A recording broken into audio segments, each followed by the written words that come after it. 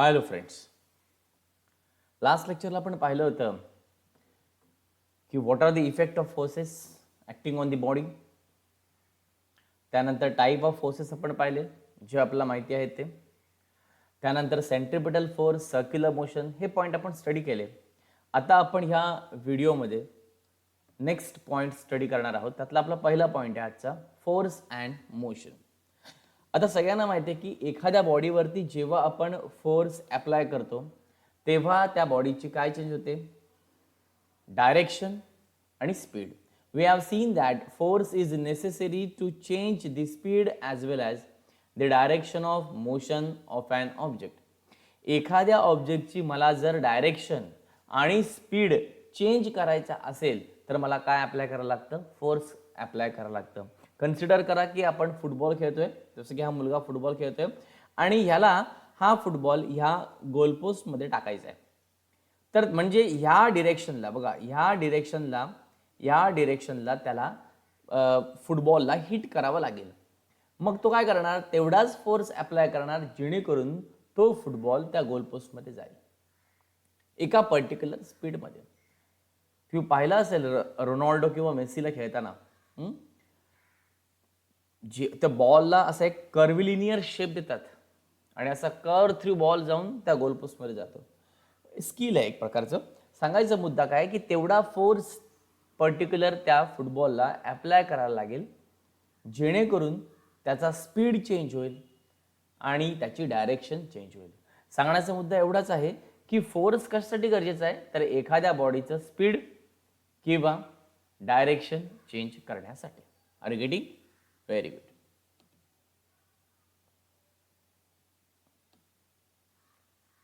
Okay, can you recall what are the Newton's laws of motion? Okay, तर तुम्हाला हा माहिती आहे, 9वी मध्ये क्वेश्चन होता.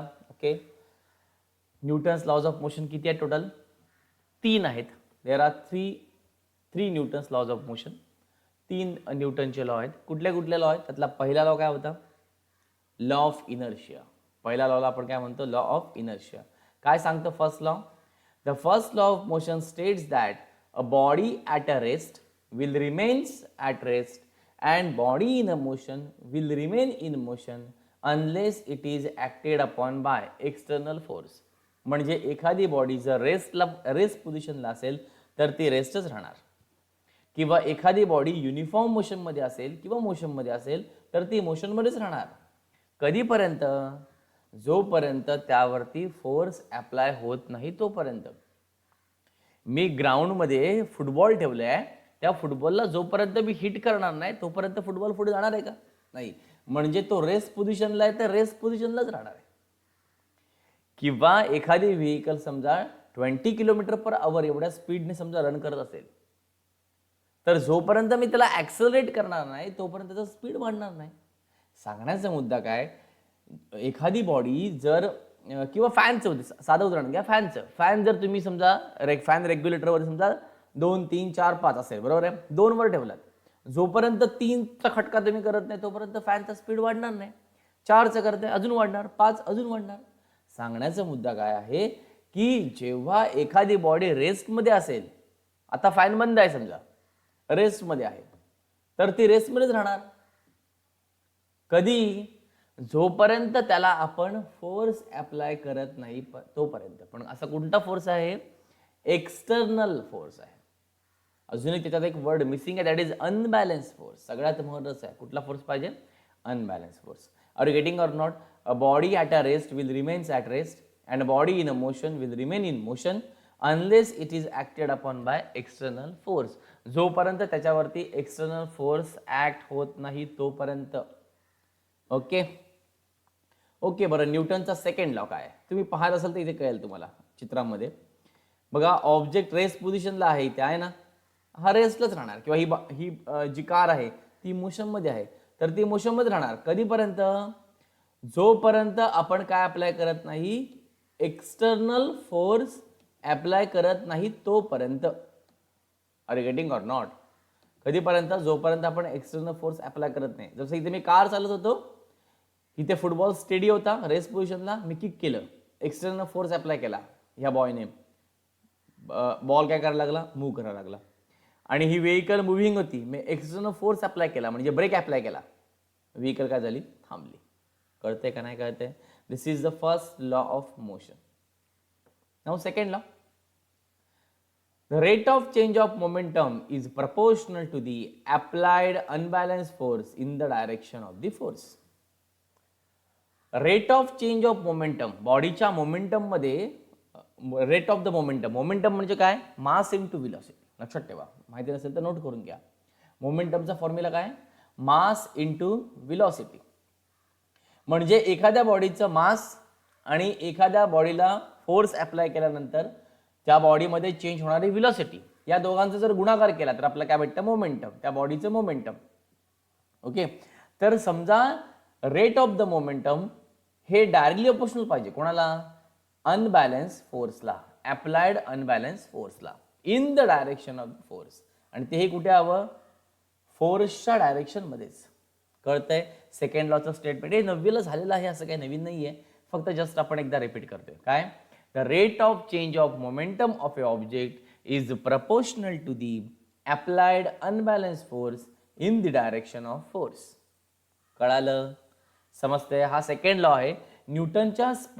तुम्हाला कळेल बघा कसा बघा सिक्वेन्स आहे. न्यूटनच्या पहिल्या लॉ मध्ये त्याने काय सांगितलं की एखादी बॉडी रेस्ट पोझिशनला असेल तर ती रेस्टलाच राहणार, एखादी बॉडी मोशन मध्ये असेल तर ती मोशन मध्ये राहणार. कधीपर्यंत, जोपर्यंत त्याला आपण काय अप्लाय करत नाही, फोर्स अप्लाय करत नाही तोपर्यंत. दुसऱ्या लॉ मध्ये त्याने सांगितलं की हा फोर्स म्हणजे नक्की काय, तर त्यांनी सांगितलं का हा फोर्स आहे तो डायरेक्टली प्रोपोर्शनल आहे कोणाला, rate of change of momentum. आणि बाळांनो ह्याच्यातूनच फॉर्म्युला निघाला, फोर्सचा फॉर्म्युला निघाला, mass into acceleration. Force is equal to mass into acceleration. Okay, आता ह्या व्हिडिओमध्ये मी तुम्हाला ते दाखवू शकत नाही. ओके, जर मी तुम्हाला एक्स्ट्रा पॉईंटमध्ये तो कव्हर करून तुम्हाला मी ते पाठवून देईन. Okay, rate of change of momentum is directly proportional to the unbalanced force in the direction of the force. Okay,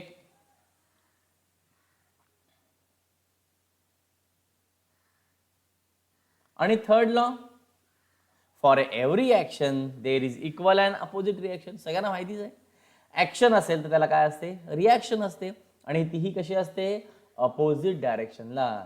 जसं की हा माणूस काय करतोय बघा, शूट करतोय ना, shoot, are getting or not. तर जेव्हा तो शूट करतोय तेव्हा बुलेट ह्या फॉरवर्ड डिरेक्शनने गेली तर एक्झॅक्टली अपोजिट फोर्स कुठे लागला, बॅकवर्डला.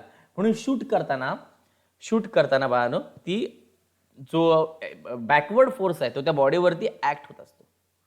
कळालं का? समजते मी काय म्हणते? आपले जे मोठ्या मोठ्या रायफल्स वगैरे जेव्हा रन करतात किंवा रायफल्स वगैरे जे चालवतात आपले सैनिक, तेव्हा त्या रायफलचा जो बेस असतो तो बेस आपल्या खांद्याला लावतात. बंदूक जड असते म्हणून खांदा लावत नाहीत. तर जेव्हा ते हिट करतात, ओके, त्यातनं जेव्हा बुलेट फायर्ड केली जाते, ओके, तेव्हा ती गन रिकॉइल करते म्हणजे मागे येते. आणि ती मागे येऊ नये म्हणून तिला बॅलन्स करण्यासाठी खांदा लावलेला असतो, जेणेकरून धडाधड गोळ्या त्या आतंकवाद्यांवरती आपण मारू शकतो. कळतंय का मुद्दा मी काय म्हणतोय? ओके, त्याला म्हणायचं न्यूटन्स लॉज ऑफ मोशन. कळाले तुम्हाला न्यूटन्स लॉज ऑफ मोशन? मी पुन्हा परत एकदा रिपीट करतो बघा. न्यूटनचा फर्स्ट लॉ काय होता? If a body at a rest remains at a rest, if a body in a motion remains in a motion, unless it is acted upon by external unbalance force. एखादी body रेस्टला असेल तर रेस्टला राहणार, मोशनमध्ये असेल तर मोशनला राहणार. कधी? जोपर्यंत त्यावर फोर्स अप्लाय होत नाही तोपर्यंत. पहिला लॉ झाला. दुसरा लॉ काय सांगतं? The rate of change of momentum of a body is directly proportional to the applied unbalance force in the direction of the force. Rate of change of momentum जे काय आहे ते डायरेक्टली प्रोपोर्शनल आहे कोणाला? फोर्सला. Okay, momentum म्हणजे mass into velocity. त्याचं जे expression आहे ते मी तुम्हाला सेपरेटली पाठवेन. ओके, माझ्याशी कॉन्टॅक्ट करा, मी तुम्हाला ते सेंड करेन. ठीक आहे. आणि त्यानंतर तिसरा लॉ होता, for every action there is equal and opposite reaction. जर एखादी ऍक्शन झाली, क्रिया झाली, तर तिला प्रतिक्रिया असते. कळतं का मी काय म्हणतोय? जर ऍक्शन झाली तर तिला काय आहे? रिॲक्शन आहे. Are you getting or not? जर मी बॉल घेतला आणि मग भिंतीवरती मारला, तर तिथून तो पुन्हा परत काय होतो? रिपीट माझ्याकडे येतो. This is called Newton's third law of motion. Action, reaction. जेव्हा तुम्ही व्हेकलमध्ये समजा एखाद्या बसलाय आणि व्हेकल समजा एका कॉन्स्टंट स्पीडने रन करते आणि तुम्ही काय केलं? सडनली ब्रेक अप्लाय केलात. Okay.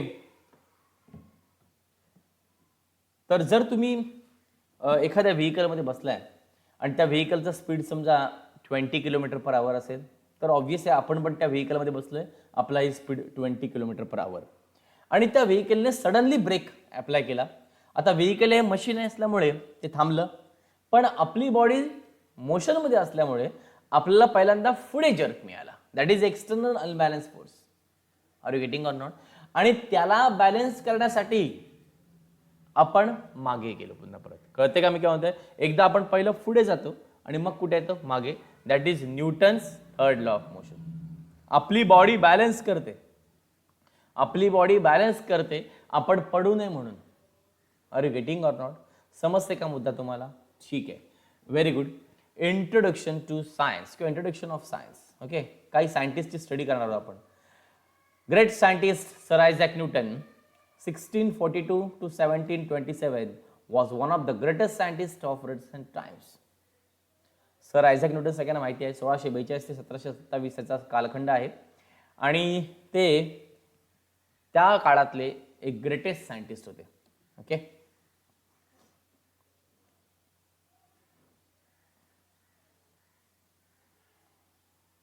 He was born in England. He gave his laws of motion, equations of motions and theory of gravity in his book Principia. आता मित्रांनो, यात तुम्हाला मी तुम्हाला हे का शिकवते? तर तुम्ही म्हणाले आता हे काय गरजेचं आहे? तर जे आपले MCQs असतात, ओके, तर त्यामध्ये हे क्वेश्चन येऊ शकतात आणि आलेले आहेत. एक्सरसाइजमध्ये असा क्वेश्चन आहे. जे सर आयझॅक न्यूटन याचा जन्म झाला इंग्लंडला आणि त्यांनी लॉज ऑफ मोशन सांगितले, इक्वेशन सांगितले मोशनचे, ग्रॅव्हिटीची थिअरी सांगितली, आणि हे सगळं ज्या बुकमध्ये आहे त्या बुकचं नाव आहे प्रिन्सिपिया. लक्षात ठेवा कुठलं नाव आहे हे सगळ्यात इम्पॉर्टंट आहे. त्या बुकचं नाव काय आहे? प्रिन्सिपिया. ओके. आणि प्रिन्सिपिया हे बुक लिहिण्याच्या आधी एक सायंटिस्ट होऊन गेला, त्याचं नाव होतं केपलर. त्या केपलरने प्लॅनेटरी मोशनचे 3 लॉ सांगितले. ओके. न्यूटनच्या आधीचा सायंटिस्ट आहे ज्याचं नाव आहे केपलर. ओके. आणि त्याने प्लॅनेटरी मोशनचे 3 लॉ सांगितले होते. तेव्हा प्रिन्सिपिया हे बुक लिहिलं गेलं नव्हतं. ओके.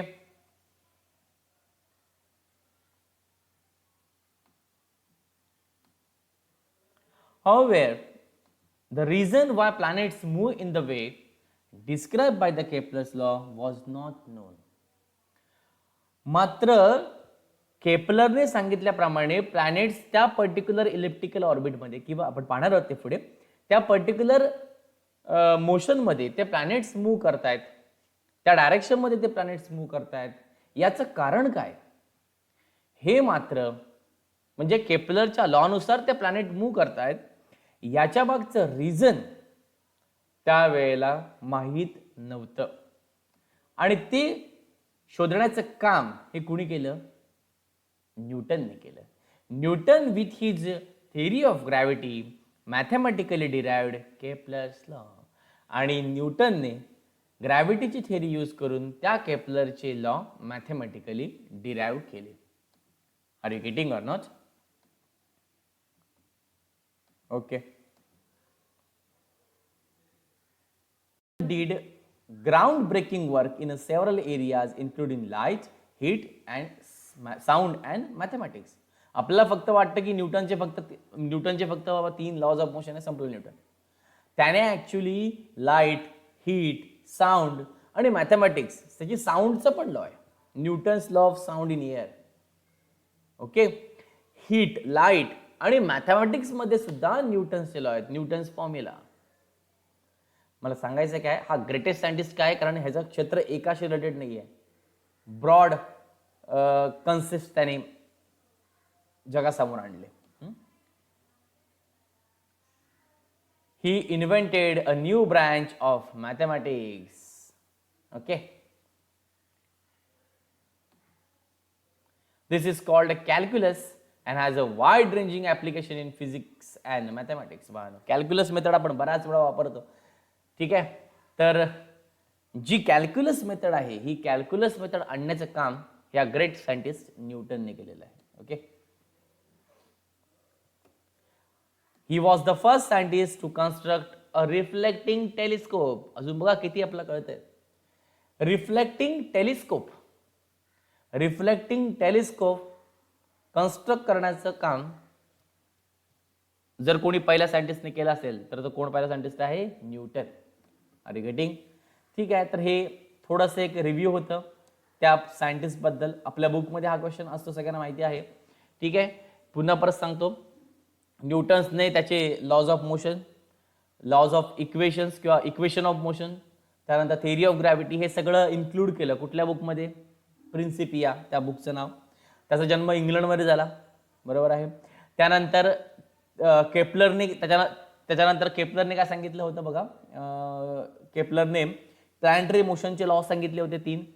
त्यालाही एक्सप्लेन करायचं काम हे न्यूटनने केलंय. त्याच्यानंतर रिफ्लेक्टिंग टेलिस्कोपचा शोध सुद्धा न्यूटनने लावलाय.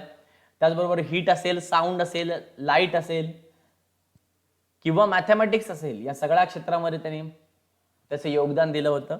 आणि मॅथमॅटिक्स मधली सगळ्यात महत्त्वाची जी आपण म्हणूया की ब्रँच आहे कॅल्क्युलस, याचा शोध सुद्धा त्यानेच लावलेला आहे. ओके, आता सर्क्युलर मोशन आणि सेंट्रिपिटल फोर्स आपण हा पॉईंट ऑलरेडी पाहिलेला आहे. जस्ट आपण फक्त एकदा रिपीट करतोय. ठीक आहे, try this. Tie stone to one end of the string. मी तुम्हाला काल बोललो होतो की एका दगडाला आपण एक दोरा बांधायचा. ओके, काय दोऱ्याला एक दगड बांधायचा आणि तो हॉरिझॉन्टल सर्कलमध्ये फिरवायचा. जोपर्यंत आपण ते फिरवतोय तोपर्यंत तो स्टोन आहे तो त्या हॉरिझॉन्टल सर्कलमधून पडणार नाही. मात्र जेव्हा मी त्याला टँजेन्शियल फोर्स अप्लाय करतोय तर पहा, तेव्हा मात्र तो दगड तिथून त्या स्ट्रिंग मधून बाहेर पडणार. जसं की बघा, हे बघा, आता हा जो स्टोन आहे तो त्या पर्टिक्युलर सर्क्युलर मोशन मध्ये फिरतोय. कशामुळे? कारण त्याच्यावरती काय ऍक्ट होतंय? सेंट्रिपिटल फोर्स ऍक्ट होतोय. आपण काल पाहिलं, centripetal force acting toward the centre of the circle along the radius. Act होतो का बघा, अलॉंग द रेडियस ऍक्ट होतोय. आणि कुठे ऍक्ट होतोय? Toward the centre of the circle. इथे सर्कलचं सेंटर आहे, तर ह्या सेंटरकडे ऍक्ट होते फोर्स. म्हणजे हा कुठला फोर्स आहे? Centripetal force. तो सेंट्रिपिटल फोर्स त्या दगडाला त्या स्ट्रिंग मधून पडून देत नाही. आता पुढे पहा,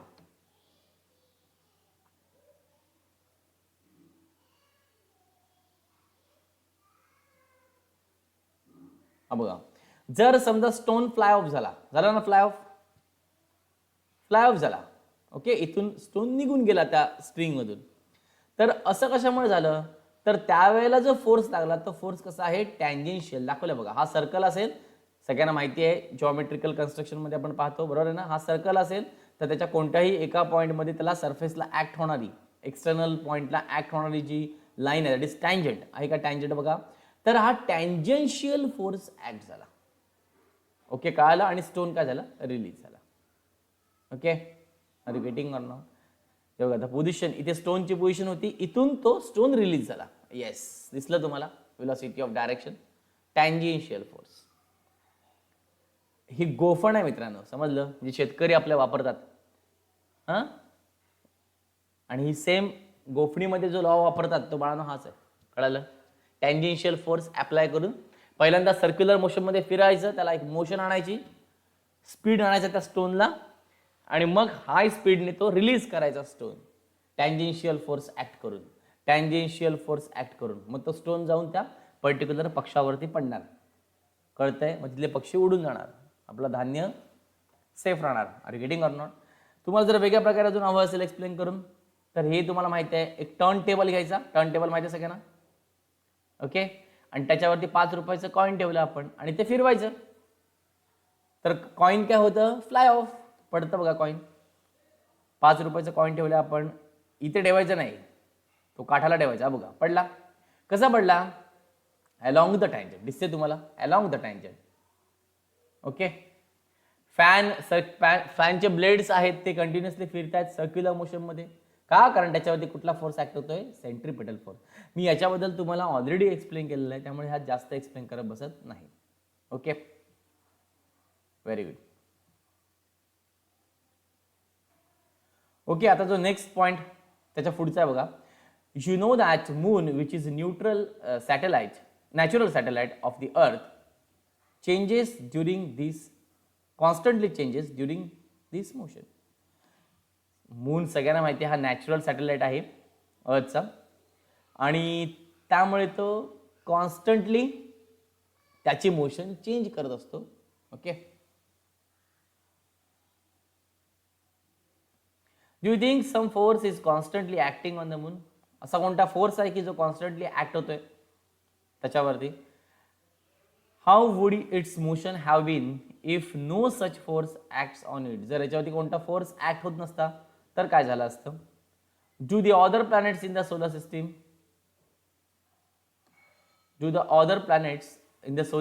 revolve around the sun in the similar fashion?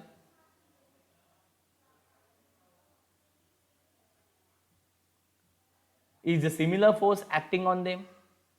What must be its direction? आपण आता जे पाहिलं ना बाळांनो की त्या पृथ्वीभोवती मून हे कॉन्स्टंटली आपली मोशन काय करते? चेंज करते. तर त्याच्यावरती ऍक्ट होणारा फोर्स कोणता आहे? आपण कालच पाहिलं, that is the centripetal force. मित्रांनो, सेंट्रिपेटल फोर्स जो प्रोड्यूस केला जातोय आणि त्याला प्रोव्हाइड करण्याचं काम कोण करते? Gravitational force. साधी गोष्ट पहिली तुम्ही म्हणताय, हा जर मून आहे आणि तो त्या पृथ्वीभोवती फिरतोय कॉन्स्टंटली, याचा अर्थ त्याच्यावरती सेंट्रिपेटल फोर्स ऍक्ट होते. ऑब्वियस आहे सेंट्रिपेटल फोर्स ऍक्ट होतोय, पण या सेंट्रिपेटल फोर्सला बॅलन्स करायचं काम कोण करतंय? बरोबर आहे, त्याला बॅलन्स करायचं काम करतंय ग्रॅव्हिटेशनल फोर्स. आता मुद्दा असा आहे की जर मून वरती ग्रॅव्हिटेशनल फोर्स ऍक्ट होतोय तर मग मून येऊन पृथ्वीवरती पडत का नाही? मी तुम्हाला काल बोललो, त्याचं उत्तर सांगेन मी तुम्हाला. तर मी तुम्हाला आता सांगून टाकतो असं का होतं. तर मित्रांनो, अर्थ आणि मून यांच्यामधलं डिस्टन्स पहिलं खूप जास्त आहे, आणि दुसरी गोष्ट मून कॉन्स्टंटली मूव्ह करते, म्हणजे त्याच्यावरती सेंट्रिपेटल फोर्स ऍक्ट होतोय. आणि जर एखाद्या बॉडीवरती सेंट्रिपेटल फोर्स ऍक्ट होत असेल तर ती बॉडी त्या पर्टिक्युलर सर्कलच्या सेंटरला येऊन पडते का? नाही. मग मून पण कॉन्स्टंट मूव्ह करतोय, मोशन मध्ये आहे, त्याच्यावरती पण सेंट्रिपेटल फोर्स ऍक्ट होतोय. मग सेंट्रिपेटल फोर्स ऍक्ट होतोय, मग तो येऊन पडणार आहे का पृथ्वीमध्ये? नाही. कळाला मुद्दा? पण मात्र जर तो फिरायचा थांबला, त्याची मोशन जी होते ती मोशन त्याची स्टॉप झाली, तर मात्र अर्थचं ग्रॅव्हिटेशनल फील्ड त्या मूनला स्वतःकडे अट्रॅक्ट करून घेईल आणि चंद्र तुमचा पृथ्वीवर येऊन पडेल. चंद्र माझ्या अंगणात पडेल. कधी? चंद्र माझ्या अंगणात कधी पडेल? जेव्हा तो चंद्र कोणत्याही मोशन मध्ये नसेल तेव्हा. ह्या प्लॅनेट्स बद्दल असंच चाललंय. हे जे डिफरंट प्लॅनेट्स आहेत ते कॉन्स्टंटली मूव्ह करत आहेत, त्यांची एक पर्टिक्युलर मोशन चालू आहे अराउंड दी अर्थ, आणि त्यामुळे ते अर्थकडे अट्रॅक्ट होत नाही. कारण कळालं, आपण मोशन मध्ये आहोत का? We are in motion. आपण मोशन मध्ये आहे कारण अर्थ फिरते. आपण पृथ्वीभोवती फिरतोय, म्हणजे पृथ्वी जर मोशन मध्ये आहे तर आपण पण मोशन मध्ये आहे, आणि त्यामुळे आपल्यावरती ग्रॅव्हिटेशनल फोर्स अप्लाय होतोय. Are you getting or not? एक साधी गोष्ट घ्या, तुम्हाला ती भिंगरी माहिती आहे? भिंगरी लहानपणी आपण खेळायचो आणि छोटंसं लाईट वेट असायचं आणि तिला आपण असं हवेमध्ये असं टर्न आउट करायचो आणि फिरवायचो, भिंगरी फिरायची हवेमध्ये. ओके, आता ती भिंगरी बराच वेळ हवेमध्ये राहते. कधीपर्यंत? जोपर्यंत त्याचा स्पीड आहे तोपर्यंत, जोपर्यंत त्याची मोशन आहे तोपर्यंत. एकदा त्याची मोशन थांबली, ते फिरायचं थांबलं की ते जमिनीवर येऊन पडते. कळते का मुद्दा मी काय म्हणतोय? पक्षी सुद्धा जे आपले आहेत ना, त्यांच्यावरती सुद्धा ग्रॅव्हिटेशनल फोर्स ऍक्ट होतोय, पण त्यांच्या पंखानेही ते स्वतःला काय करतायत? मोशन देत आहेत, आणि त्या मोशनमुळे ते हवेमध्ये संचार करू शकतात. कळते का? त्यांनी पंख हलवायचे थांबवले म्हणजे मोशन त्यांची थांबली, तेही जमिनीवर येऊन पडणार. तुमचा मुद्दा लक्षात आला? Are you getting or not? Very good. म्हणजे एखादी बॉडी असेल, सर्क्युलर मोशनमध्ये फिरत असेल, तर त्यावरती सेंट्रिपेटल फोर्स ऍक्ट होणार. Very good.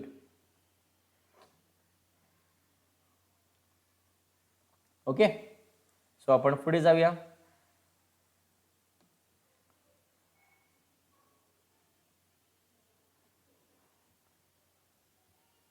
Okay, do you know? आता इलिप्स म्हणजे काय? An ellipse is the curve between when a cone is cut by inclined plane. It has a two focal points. Ellipse म्हणजे काय? तर एक कोन घेतलाय आपण, केला ना कोन, आणि त्या कोनला एका इन्क्लाइंड प्लेनने आपण कट करायचं. केलं बघा, एक इन्क्लाइंड प्लेन घेतला बघा, आला, कट केला. कट केल्याच्या नंतर दिसतो आतमध्ये शेप तयार झाला, याला म्हणायचं इलिप्स. त्याचे दोन फोकस असतात, 1, 2, F1 आणि F2. आणि सगळ्यात महत्त्वाची गोष्ट की आता इलिप्सवर सांगून टाकतो तुम्हाला, खूप महत्त्वाचं पार्ट आहे, कारण आपल्या केपलर लॉ मध्ये आपल्याला वापरायचं आहे. F1 आणि F2 हे दोन काय झाले? फोकस. काय म्हणायचं आहे ना? फोकस. त्या पर्टिक्युलर इलिप्सचे दोन फोकस, F1 आणि F2. आता जर मी ए पॉइंट घेतला, त्या इलिप्स वरती मी कोणताही ए पॉइंट घेतला, तर AF1 प्लस AF2 जेवढं डिस्टन्स असेल तेवढं डिस्टन्स बी पॉइंट जर मी घेतला, सी पॉइंट जर मी घेतला, तर BF1 प्लस BF2 एवढा असणार, किंवा CF1 प्लस CF2 एवढा असणार. मुद्दा कळते का? 3 पॉइंट मी घेतलेत, A, B आणि C त्या इलिप्स वरती. F1 आणि F2 हे दोन काय झाले? फोकस झाले. तर ह्या फोकस पासून, दोन्ही फोकस पासून समजा त्या पॉइंटचं डिस्टन्स घेतलं, दॅट इज AF1 प्लस काय केलं? AF2 बरोबर किती येणार? BF1 plus BF2 is equal to again काय येणार? CF1 plus CF2. प्रत्येक पॉइंटचं डिस्टन्स हे कसं राहणार? Same. The sum of the distances of a two focal points from every point on the curve is constant. Okay,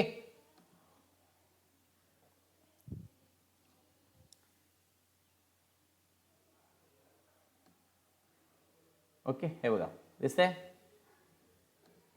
AF1 plus AF2, AF1 plus AF2, BF1 plus BF2, CF1 plus CF2. सगळ्यांची summation बाळांनो कशी येणार आहे? Equal equal equal. लक्षात ठेवा, हे फार important आहे. ओके,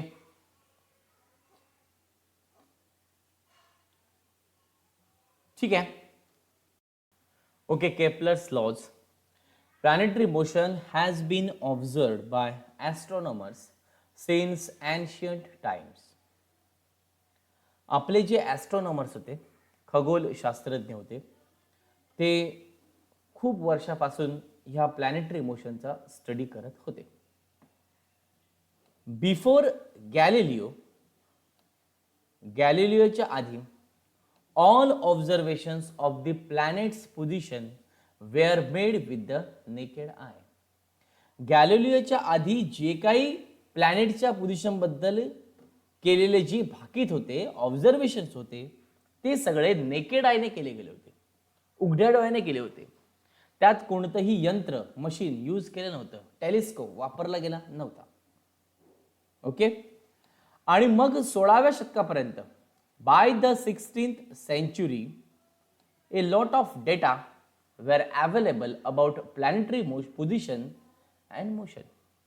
प्लॅनेटरी पोझिशन आणि प्लॅनेटरी मोशन बद्दल खूप सारा डाटा आपल्याकडे अवेलेबल होता 16व्या शतकापर्यंत.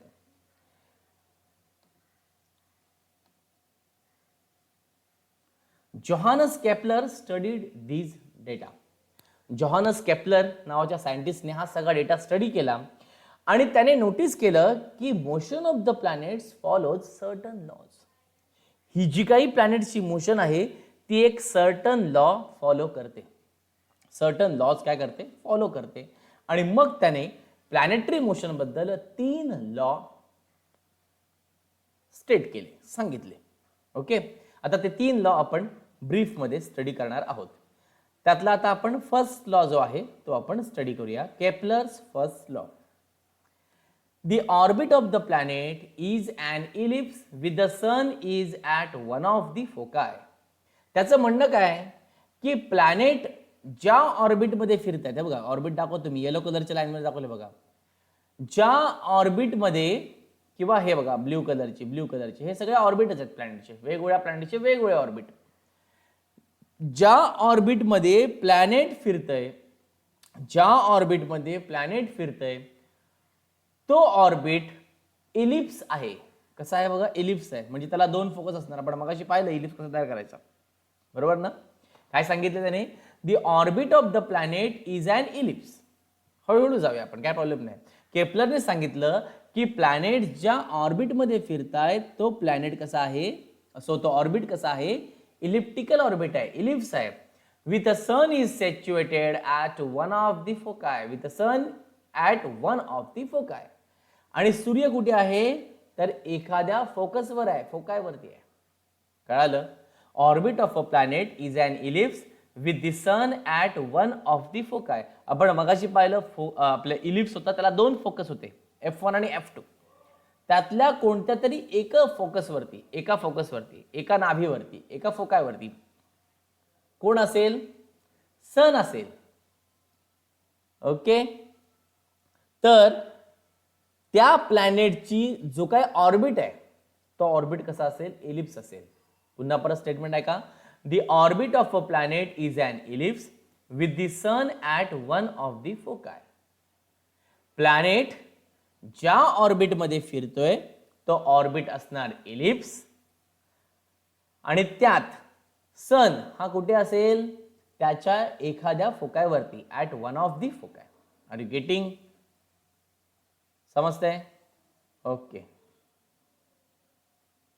ठीक आहे. जर तुम्ही इथे पाहिलं तर तुमचे हे सगळे बघा, हा पाथ आहे, प्लॅनेट इथून स्टार्ट झाला ए पासून, आणि हा ए बी, त्यानंतर हा सी डी आणि हा ई एफ अशा प्रकारे मूव्ह करतायत.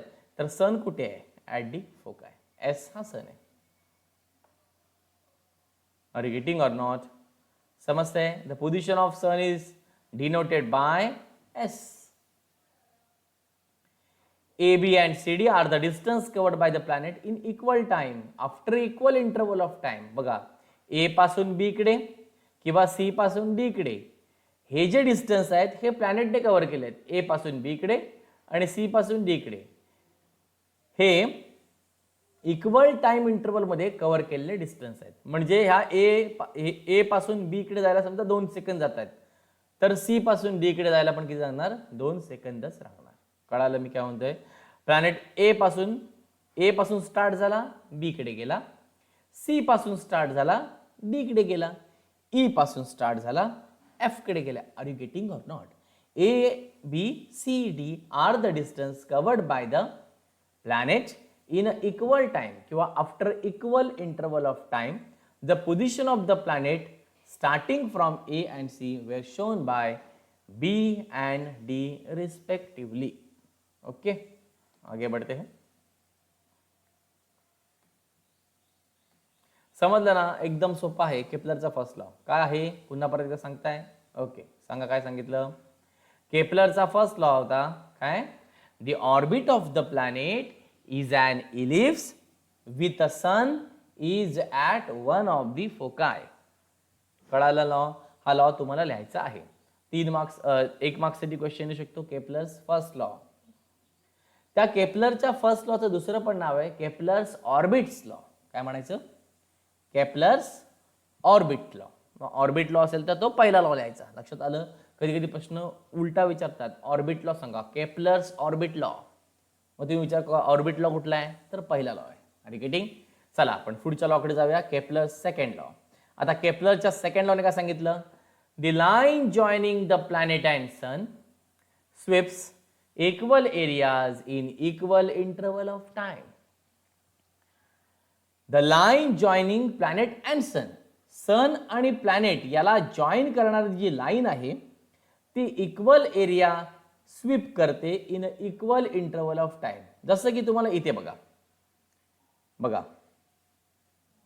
AS ही लाईन आहे समजा, आणि ह्याने AS पासून हा तुमचा जो प्लॅनेट आहे तो A पासून स्टार्ट झाला, बी कडे गेला. हे तुम्हाला तर मी सांगितलं मगाशी. ही एएस लाईन आहे, ही स्वीप होऊन कशी गेली, बीएस कडे गेली का बघा. म्हणजे एरिया कुठला झाला, ए एस बी, एवढा एरिया कव्हर केला.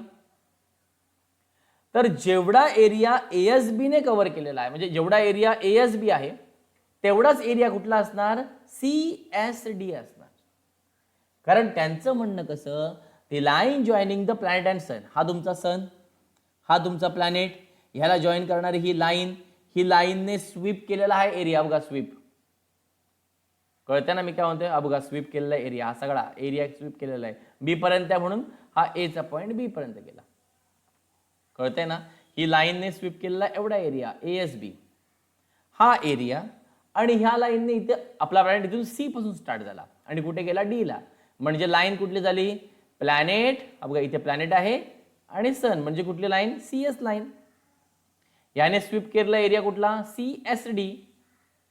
एएस या लाईनने स्वीप केलेला एरिया एएसबी. सीएस या लाईनने स्वीप केलेला area CSD.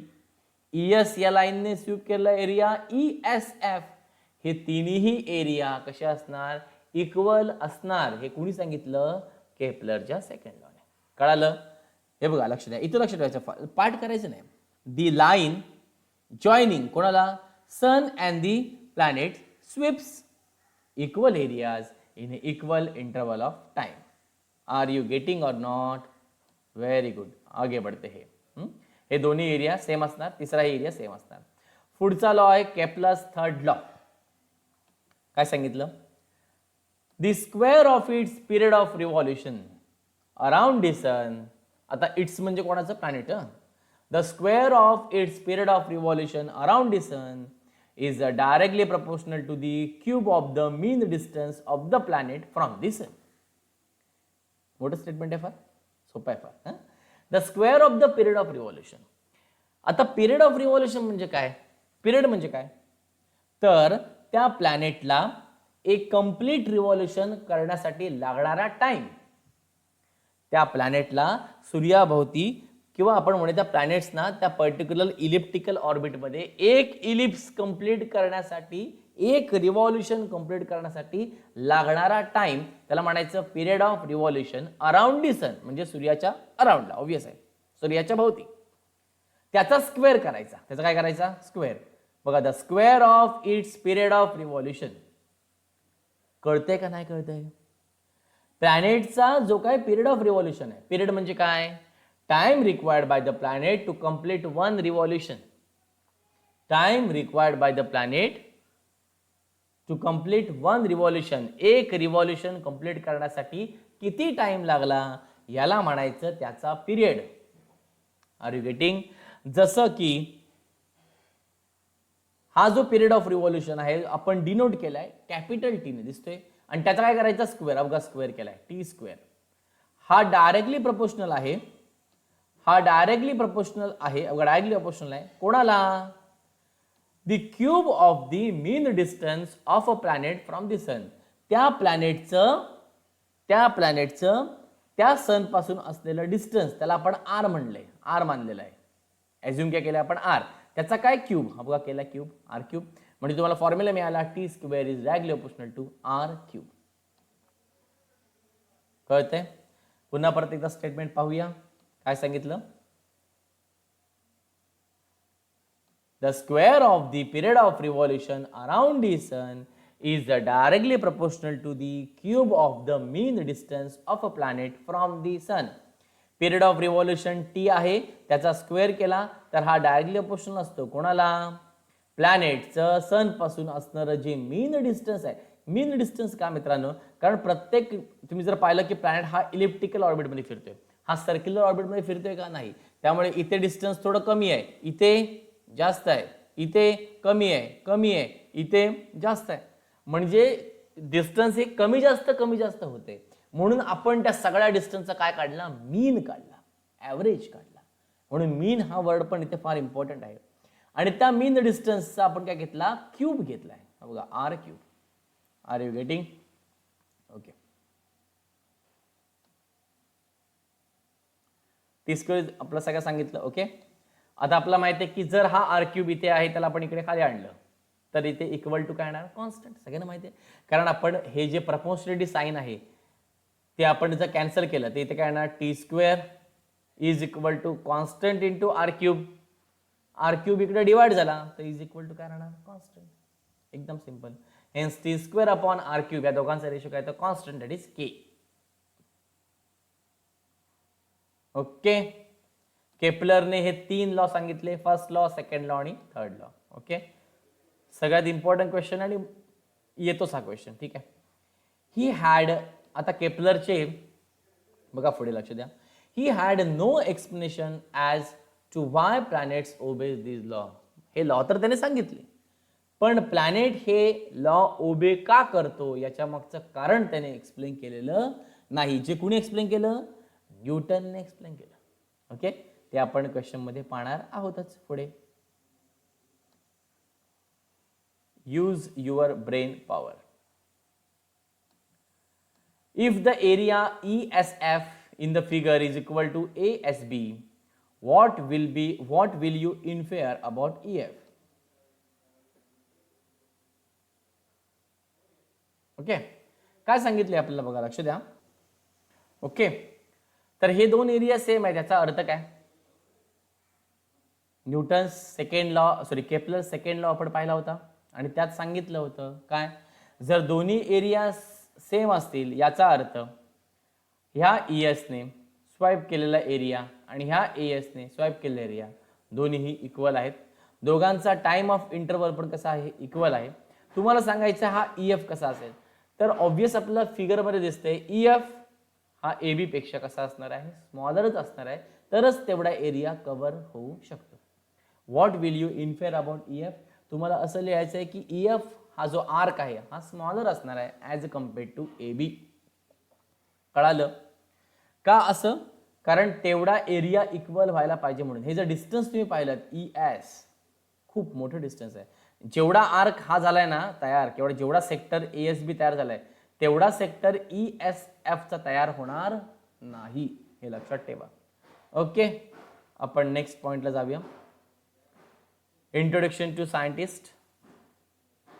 Johannes Kepler was a German astronomer and mathematician. हा एक जर्मन ॲस्ट्रॉनॉमर होता आणि मॅथमॅटिशियन होता, Johannes Kepler. He started working as a helper to the famous astronomer Tycho Brahe in a Prague. Okay. ते काय important नाही मित्रांनो एवढं, पण तरीही थोडं सांगा बघा. सांगितलं त्याने की टायको ब्रॅही याच्याकडे तो ॲज अ हेल्पर म्हणून काम करत होता. त्याच्यानंतर त्याची डेथ झाली टायको ब्रॅहीची, आणि मग त्याच्यानंतर एक रॉयल मॅथमॅटिशियन म्हणून त्याला अपॉइंट केलं गेलं. कोणाला, जोहानस केपलरला.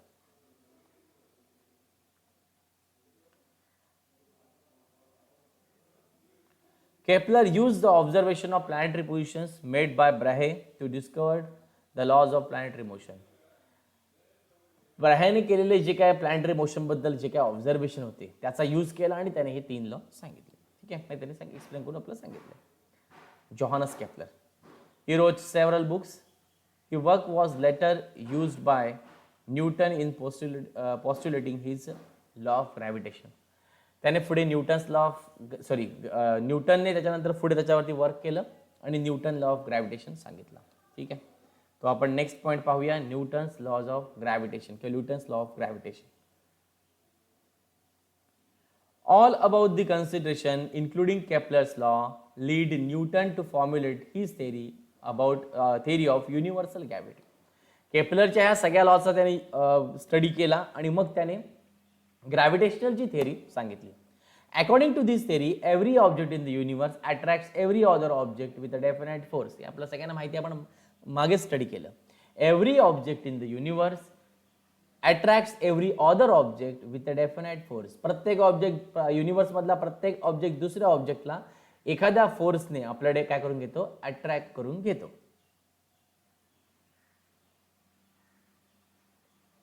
दिस फोर्स, आता हे सगळ्यात महत्त्वाचं आहे कारण हे पुढे लॉ चालू झाला आपला Newton's universal law of gravitation.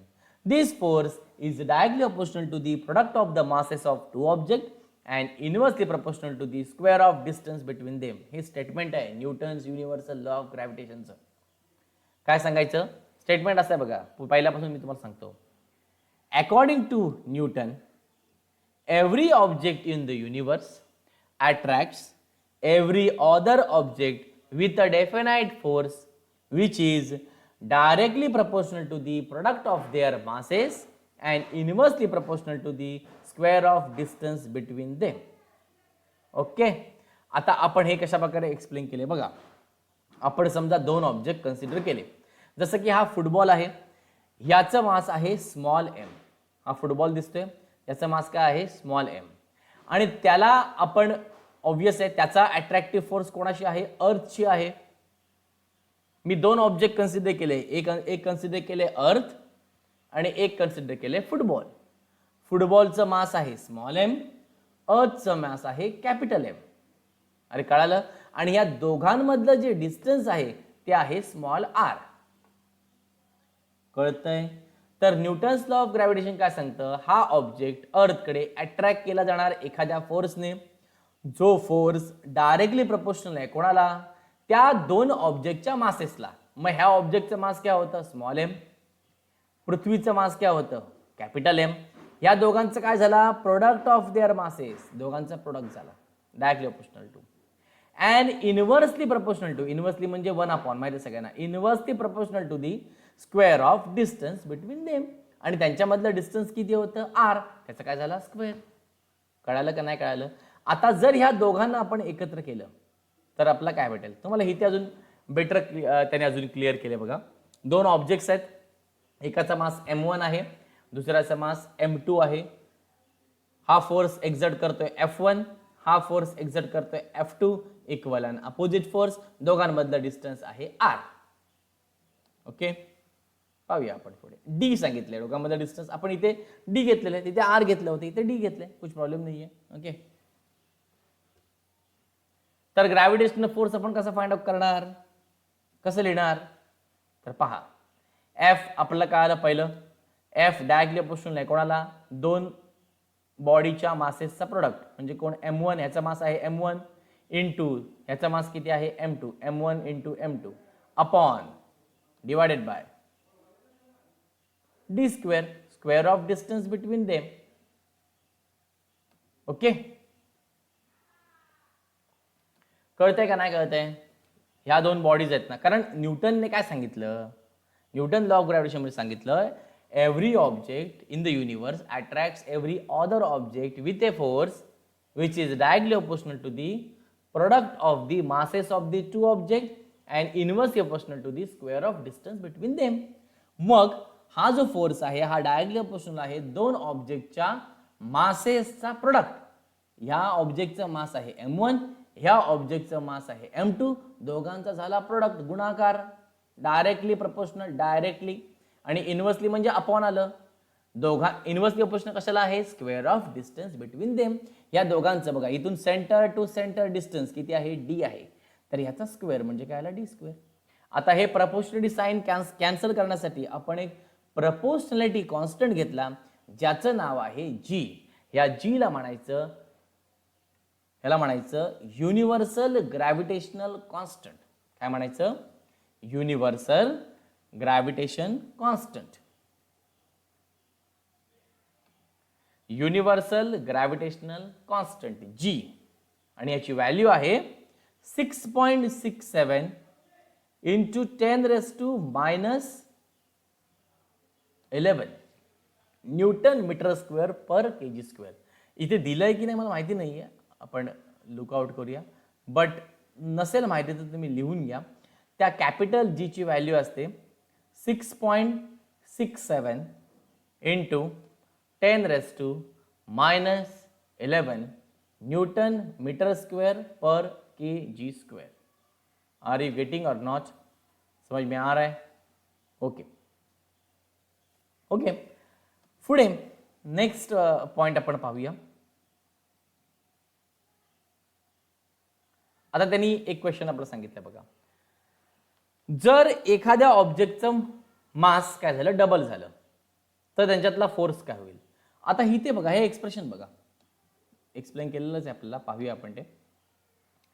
Mass double झालं म्हणजे समजा m1 होता, 2 मिनिटं, म्हणजे जो m1 होता तो कोण झाला 2m1 झाला. ओके, जे मास m1 होतं ते डबल झालं. एकाचं कुठलं तरी घ्या, मी डबल घेतलं. चला, m1चं मास डबल केलं 2m1 इंटू ह्याचा मास m2चा आहे, डी स्क्वेअर सगळं आहे तसंच. m1 m2 आला, 2 बाहेर आला आणि जी m1 m2 म्हणजे कोण f, म्हणजे जो फोर्स होता तो पण काय झाला डबल. जर मास डबल झालं एखाद्या प्लॅनेटचं तर फोर्स पण काय होणार डबल.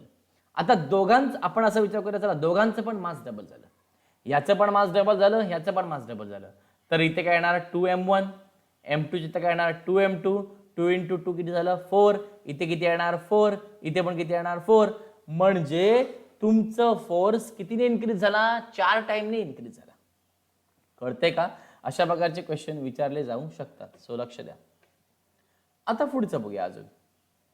बघा, distance is doubled, the force decrease by factor of 4. Distance double केलं, काय डबल केलं डिस्टन्स. हेही पहा पटापट, व्हिडिओ लगेच जरा पुढे जाते त्यामुळे प्रॉब्लेम होते थोडासा. ओके, मी पॉज करतो त्याला. ठीक आहे, आता मी काय केलं, दोघांमधलं डिस्टन्स डबल केलं. तुम्हाला काही करायचंय, फक्त त्या फॉर्म्युल्यामध्ये पुटअप करायचंय. पहिला डी होता की नाही, आता काय झाला 2d झाला, 2d त्याचा काय झाला स्क्वेअर, 2चा वर्ग 4 झाला, डी चा स्क्वेअर डी स्क्वेअर झाला, G m1 m2 upon D square, G m1 m2 upon D square, G m1 m2 upon D square म्हणजे कोण f. आणि राहिलं काय 1/4, 1/4, 1/4. म्हणजे तुमचा फोर्स आहे डिवायडेड बाय 4, म्हणजे पहिला जो फोर्स असेल तो 4 ने फॅक्टर 4 ने काय झाला डिक्रीज झाला. कळते का नाही कळते? म्हणजे पहिला फोर्स जर 52 असेल तर तो आता किती असणार 13 डिस्टन्स वाढवल्यानंतर. म्हणून मगाशी तुम्हाला मी बोललो होतो की जेवढं डिस्टन्स वाढत वाढत जाणार तेवढा फोर्स कमी कमी होत जाणार. आर यू गेटिंग और नॉट? समझ में आ रहा है कुछ या नहीं? ओके, समजते का नाही समजते? आपला फॉर्म्युला हा F is equal to G m1 m2 upon D square, त्यामध्ये फक्त पुट करत न्यायचं. ठीक आहे,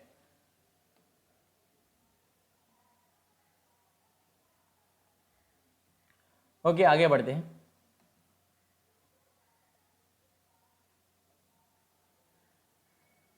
पुढे बघा नेक्स्ट.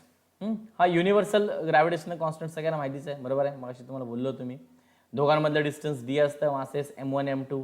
हे झालं आपलं पार्ट, बरोबर आहे. आता आपण याचं युनिट फाइंड आउट करते, कोणाचं? ह्या जीचं. ते या जीचं युनिट मी तुम्हाला ऑलरेडी मगाशी सांगितलं, पण तरीही तुम्ही आता फाइंड आउट करणार असेल तर करू शकता. फोर्सचं युनिट असतं न्यूटन मिळालं.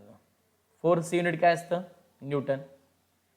डिस्टन्स मीटर स्क्वेअर, तिकडे मल्टिप्लाय झाला काय झालं न्यूटन मीटर स्क्वेअर, आणि हे इंटू आहे तिकडे जाऊन काय होणार divide kg kg kg square, newton metre square per kg square, ह्याचं युनिट झालं.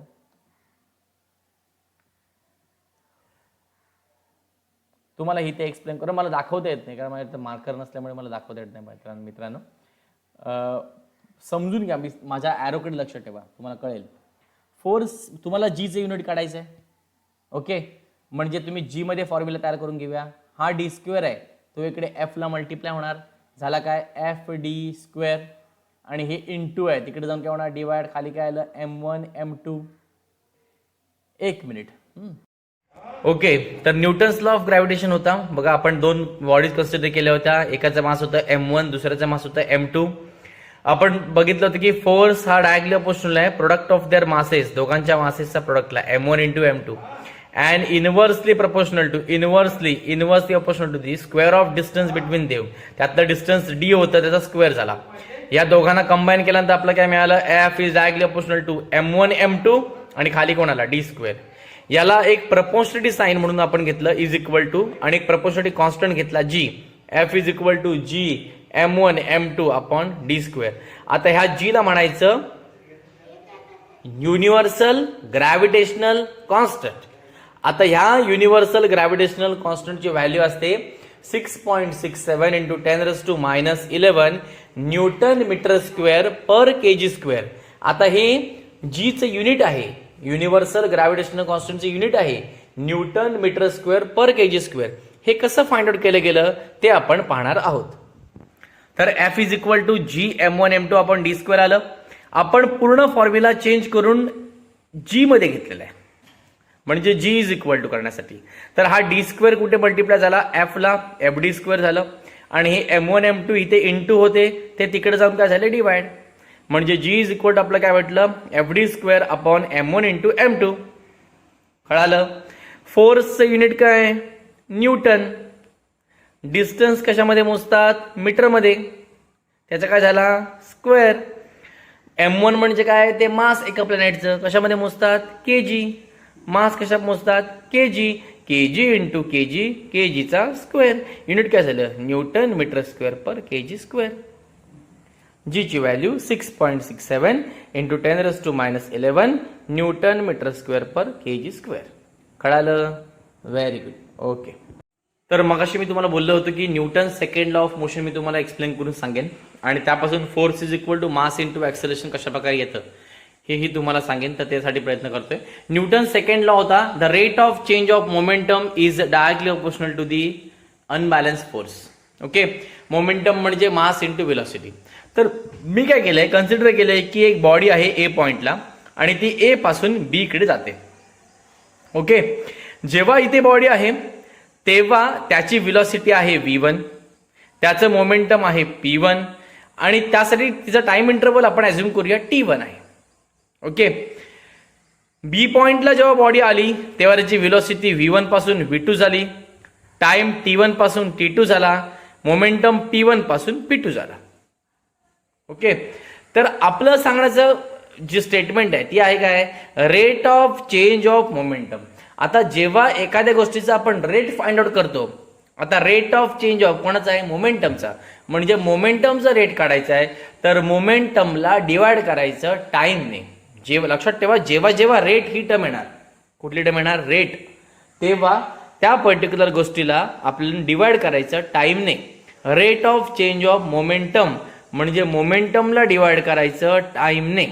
मग मोमेंटमला डिवाइड केलं बघा टाइमने. मोमेंटम आता त्याच्यामध्ये काय सांगितलंय रेट ऑफ चेंज ऑफ, दोघांमधला चेंज.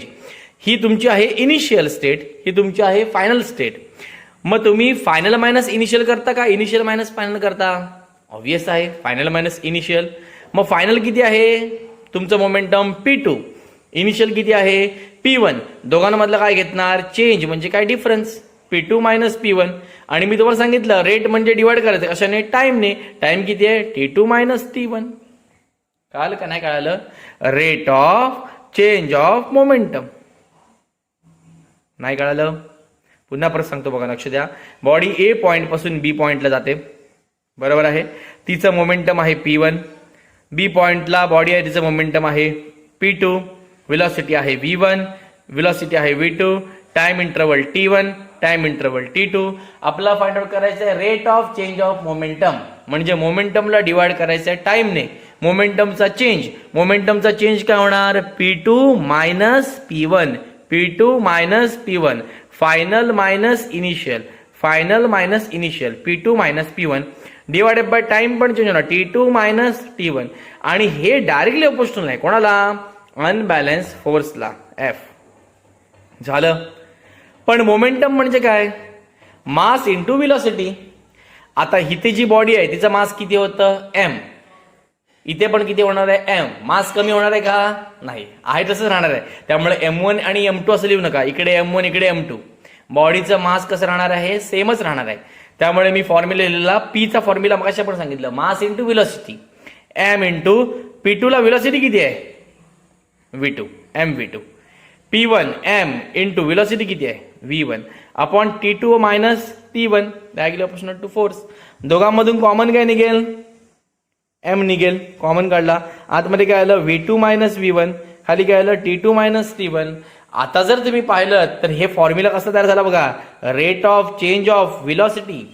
मग rate of change of velocity म्हणजे काय velocity upon time, velocity upon time म्हणजेच काय ऍक्सेलरेशन. आणि म्हणून फोर्सचा फॉर्म्युला झाला mass into acceleration. F is equal to mass into acceleration. कळालं. असं सिम्पलेस्ट त्याचं डेरिवेशन आहे. Rate of change of momentum, मोमेंटमचे फॉर्म्युला यूज केला मास इंटू व्हेलॉसिटी. p2 ला व्हेलॉसिटी बघा तुम्ही पाहिजे तर p2 ला व्हेलॉसिटी किती आहे v2 म्हणून m इंटू v2 आला. m1 m2 करायचं नाही, मास एकच राहतं mच. p1 ला M into V one. Mass momentum म्हणजे मास इंटू व्हेलॉसिटी. मित्रांनो पुन्हा परत सांगतोय, मास इंटू व्हेलॉसिटी किती आहे, V1 upon T2 minus T1. M common आला, V2 minus V1 upon T2 minus T1. Velocity upon time, velocity upon time म्हणजेच काय, ऍक्सलरेशन. म्हणून फॉर्म्युला झाला force is directly proportional to mass into acceleration. Generally आपण लिहितो force is equal to mass into acceleration. आता फोर्सचं unit काढूया.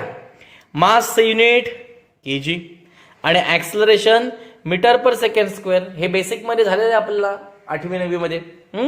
व्हेलॉसिटीचं unit metre per second, डिस्प्लेसमेंटचे unit metre, व्हेलॉसिटीचं metre per second, ऍक्सलरेशनचं metre per second square, kg metre per second square. आता बऱ्याच मुलांना माहिती नसतं हे kg metre per second square ह्यालाच म्हणायचं 1 न्यूटन. कळालं? फोर्सचं डायरेक्ट युनिट 1 न्यूटन आहे. याचा अर्थ काय आहे, ते 1 kg metre per second square आहे. हे सगळ्यात महत्त्वाचं आहे. अप टू 70% मुलांना माहिती नसतं की kg metre per second square म्हणजे 1 न्यूटन आहे. 1 न्यूटन म्हणजे 1 kg metre per second square. Are you getting or not? Okay.